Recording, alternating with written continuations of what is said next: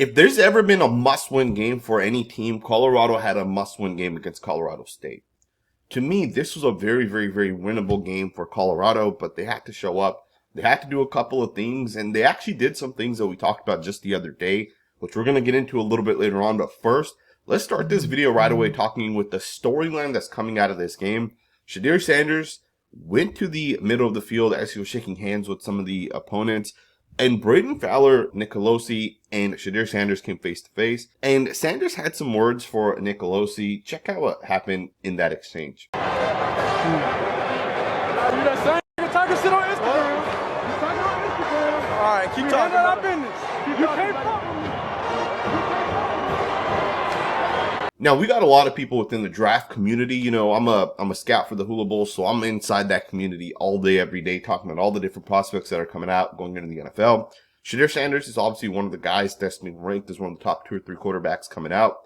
And now you got people saying that Shedeur Sanders is just not an NFL quarterback. There's no way you can take this guy in the first round, but people don't recognize what the other side was saying prior to this game, right? People don't recognize some of the things that were said in the past.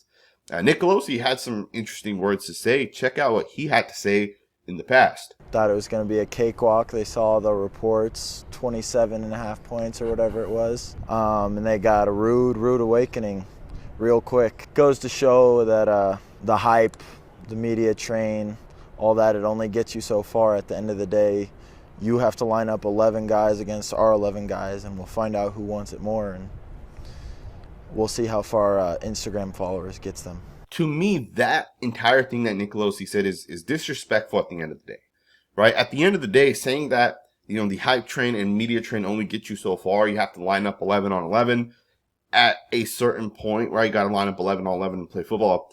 So we'll see how far Instagram followers gets you. To me, that's disrespectful to a guy who's being ranked as one of the best quarterbacks. It's disrespectful to a team that, you know, Colorado's building, and I think people oftentimes forget this. You know, when a new coach comes in, a new scheme, a new system comes in, it takes time to build. I remember when Jim Harbaugh got to Michigan, he struggled for a number of years, right? Until he finally got that program into a spot where they could start competing for national championships. And the thing is Colorado was, you know, it's never been as relevant as it is right now.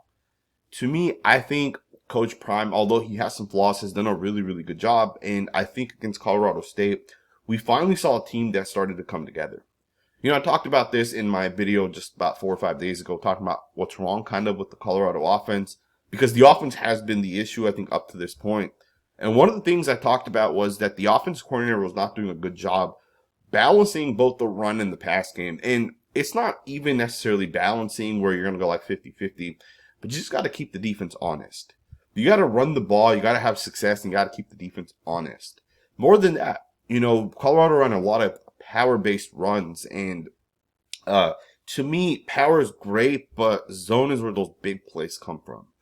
And the Colorado Buffaloes had some success. Michael Welch busted a couple of nice runs, right? He had 9 carries, 65 yards, averaged 7.2 yards per attempt. Isaiah Augusta also had some nice carries. He averaged 5.2 yards per attempt.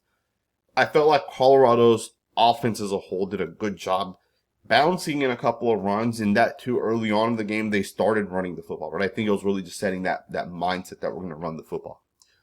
Colorado ran the football, and then that led to the offensive line being able to do some things. You know, you're able to play action, and the offensive linemen are able to jump set as opposed to saying, hey, we need to get into some sort of vertical set where we're allowing the Colorado State defense to essentially honor the run, right? So as an offensive line, one of the things that teams do is they will jump out towards defensive line, and that also sucks in those linebackers, right? The linebackers look at those offensive linemen, they see a guy maybe taking a step forward as opposed to going backwards into a vertical set. Those linebackers start to think maybe it's a run, and that also opens up lanes behind those linebackers, and that's another point. I feel like Colorado did a great job. You know, not only do they run the ball, they play action, they jump set with their offensive linemen, and they also hit the receivers running crossing patterns behind those linebackers. And now everything was designed to go 50 yards downfield, right? I think that was another thing Pat Shurmur did a good job of. There was a lot of short passes, and I think the one thing you have to do as an offense is you got to take what the defense gives you, but you also got to design things that are going to pick up 6, 7, 8 yards at a time. Get your playmakers the ball in space. Travis Hunter had 13 catches. And those 13 catches went for only 100 yards, which 100 yards isn't that much for 13 catches, but that kind of tells you, right, that Travis Hunter wasn't being asked to run 30, 40 yards downfield.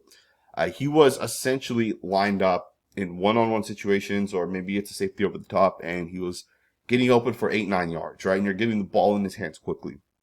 We also saw LaJohntay Wester step up. He had 5 catches for 80 yards and 2 touchdowns. He had the first touchdown of the game on a slant route. I think he was lined up in the slot. Phenomenal job by him to be able to catch a pass in between traffic and essentially get Colorado on the board. I would say early on in the game, Colorado State did a really good job driving downfield on that first drive of the game. And the defense of Colorado stepped up, right?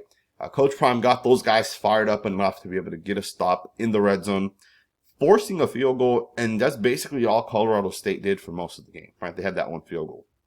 And Colorado, on the other hand, drove downfield, scored a touchdown, and then they just kind of kept it rolling where they were able to have success on the offensive side. To me, when I look at Colorado and kind of the game script and how they're able to have success on the offensive side, this is exactly the type of offense this team has to continue to play down the line.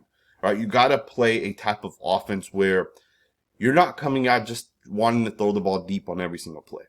You're not going to want to come out where you're only only throwing the football, right? You got to run the football. You got to keep it balanced. You got to mix it. It makes it easier on the offensive linemen as well. And I felt like the linemen did a really, really good job as well.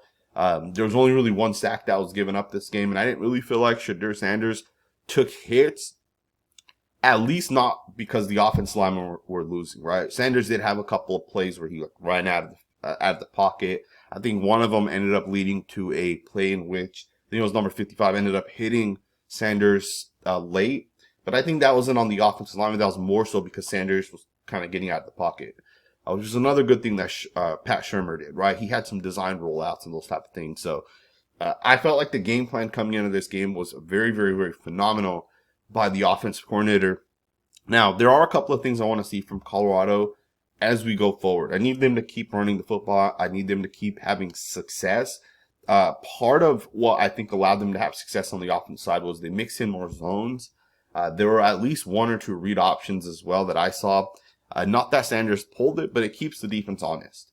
So just continue to mix different things in, mix different concepts in, and don't make it too easy for any defense where they can recognize that you're only going to throw the ball, you're only going to try to push the ball downfield. And then lastly, I think the defense did a pretty good job overall as well. We got the first interception of the season by Travis Hunter. Phenomenal interception. That too, the interception came against Nicolosi, who earlier in the game gave the short sign, right? You do this to the opposing guy to indicate that they're on the smaller side. Nicolosi did that to Travis Hunter. I think it was in the first quarter, and Travis Hunter got him a little bit later on in the game. And I love the fact that Travis Hunter was able to get his first interception. That too against a quarterback that I felt like was, talking negatively a lot more than what Colorado was kind of doing, right? I almost feel like this entire negative storyline actually started more so by Colorado State than it did by the actual, Colorado Buffaloes or Coach Prime or Sanders or any of the other guys. So I'm glad that Travis Hunter was able to get that interception. We also got an interception by Preston Hodge. He was also able to grab one. And then we had a couple of sacks by Deion Hayes. I do want to see more pressure. I want to see more consistency on the defensive line. To me, I know it's hard, especially in college, to be able to get home because in college there's so much running. There's so many different things that guys are doing. So you got to defend the run first and foremost. I felt like the run defense was pretty good as well by Colorado. There were a couple of big runs that they did give up, but generally speaking, I felt like they did a pretty good job against the run. I felt like when it came to the trenches, the defensive line, generally speaking, was doing a good job holding up, right? They're generally dominating on, in terms of trench play. And DJ McKinney just continues to be a very, very, very solid overall player.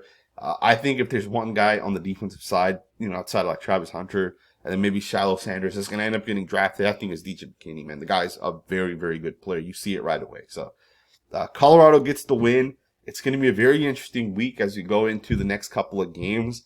The Buffaloes don't have an easy schedule the rest of this season, right? It's not one of those type of schedules where you're going to just win every game going forward. but they need to just take it week by week. They need to prepare for every single game like, it could essentially be a loss, and, don't overlook any of these opponents going forward. I felt like Nebraska wasn't necessarily overlooked by Colorado, but I felt like, maybe Colorado thought to themselves that, hey, we're going to come into this game and we're going to just easily walk over this team. We're going to just put up, 40, 50, 60 points. And that was not the case, right? You got to play a balanced style of offense in every single week to be able to have success. So, great game by the Colorado Buffaloes across the board. Good job coaching. Good job in terms of being able to play that balanced style of offense. Hope you guys enjoyed this video, man. If there's any film breakdowns you guys want to see, I do have a film breakdown of Seton that I am planning to do. So hopefully I'll be able to drop that this week. Let me know what you guys think in the comments below. Thumbs up, subscribe, and I will see you guys next time with another video.